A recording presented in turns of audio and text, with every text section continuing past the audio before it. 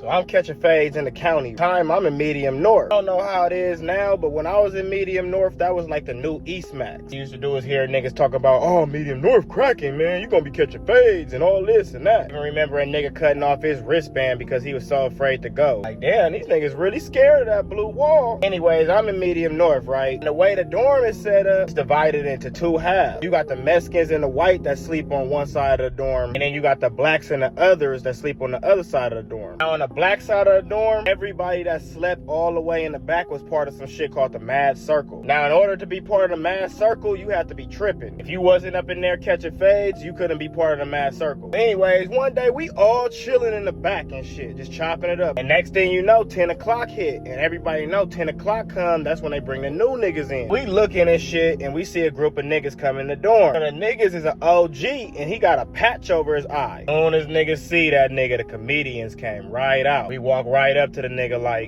where you from, OG? So he end up telling us where he from, and we like, all right, for sure, you cool. And we go back to the back. Now, a couple days end up going by, right? And we just so happen to be chilling in the back, like usual. But when you in the back, you can see straight up towards the front, and it's like beds on each side, kind of like a runway. OG, he in one of the beds that's in the row of beds that's against the wall. So I guess while we back there chopping it up, this nigga was watching us the whole time. Now, I don't know who noticed him first. All I know is a nigga just so happened to look up. All you see is this nigga do this.